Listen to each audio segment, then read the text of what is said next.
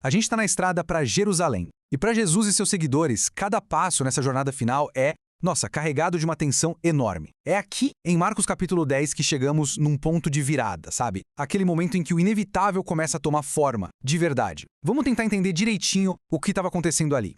O texto começa de um jeito que parece até simples, né? Estavam a caminho, subindo para Jerusalém. Só que Jerusalém, nesse contexto, é muito mais do que só um lugar no mapa. É o palco da rejeição, é o epicentro do sofrimento e, no fim das contas, o lugar da cruz. Cada passo nessa subida tem um peso gigantesco. Agora, uma jornada tensa para Jerusalém.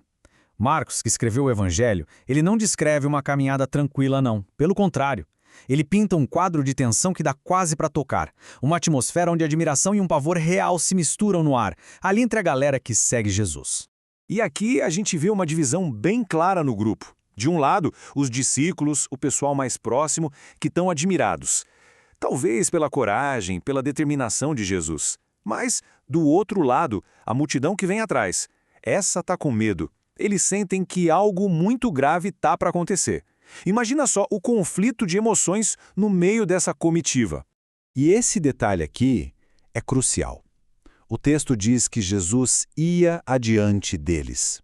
Ou seja, ele não está sendo arrastado, não está sendo forçado a nada. Ele está liderando o caminho. Ele caminha de forma consciente, voluntária e muito determinada em direção ao seu destino. É uma imagem de soberania total e não de alguém que é uma vítima. Bom, percebendo toda essa tensão, Jesus decide que chegou a hora de acabar com qualquer dúvida, com qualquer ambiguidade. Pela terceira vez ele anuncia a própria morte. Só que agora, os detalhes são brutais, são inconfundíveis. Ele chama os 12 de lado e revela exatamente o que está por vir. Olha só a sequência passo a passo. É uma lista chocante de tão precisa. Primeiro, a traição. Ele vai ser entregue pelos seus. Depois, a condenação à morte. Em seguida, a humilhação nas mãos dos gentios, com zombaria, cuspe, açoites, a morte. E, por fim, a promessa que muda absolutamente tudo, a ressurreição. Depois de uma declaração dessas, não tinha mais espaço para interpretação errada, sabe? Para achar que era um reino político, uma vitória militar, nada disso. Jesus está descrevendo o caminho do servo sofredor. A verdadeira natureza da missão dele se torna absolutamente clara, e é uma missão de sacrifício. Mas esse anúncio todo não é só uma previsão de eventos, não. É muito mais. É aqui que a gente começa a entender o porquê de tudo isso. Jesus está revelando o significado teológico profundo que existe por trás do seu sacrifício na cruz. E das palavras dele, a gente consegue tirar 3 verdades fundamentais que dão sentido a tudo que estava prestes a acontecer. Primeiro, o plano soberano. Nada disso acontece por acaso. Cada etapa faz parte de um plano divino. Segundo, a entrega voluntária. Como a gente já viu, ele caminha na frente. Ele não é uma vítima, mas sim o Senhor que se entrega. E terceiro, a glória garantida. A cruz não é o ponto final, de jeito nenhum. Ela é o caminho necessário para a ressurreição. Sofrimento e glória estão, totalmente conectados.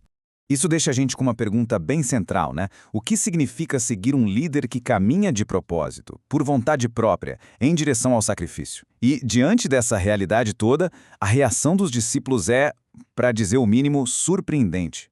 É que logo depois desse anúncio, que foi o mais solene e sombrio de Jesus, a narrativa mostra um contraste que chega a ser chocante.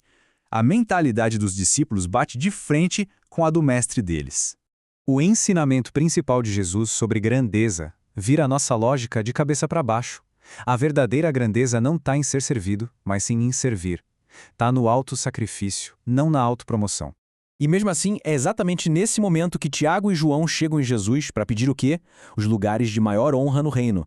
A ironia é gigantesca. Eles acabaram de ouvir a previsão da cruz, mas o coração deles ainda estava focado no trono.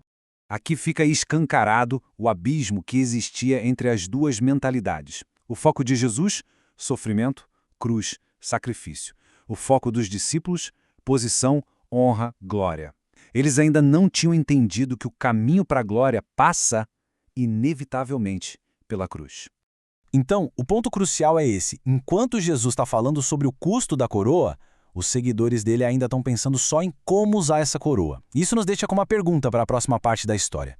O que acontece quando essa mentalidade é confrontada diretamente por Jesus? A gente vai ver isso a seguir.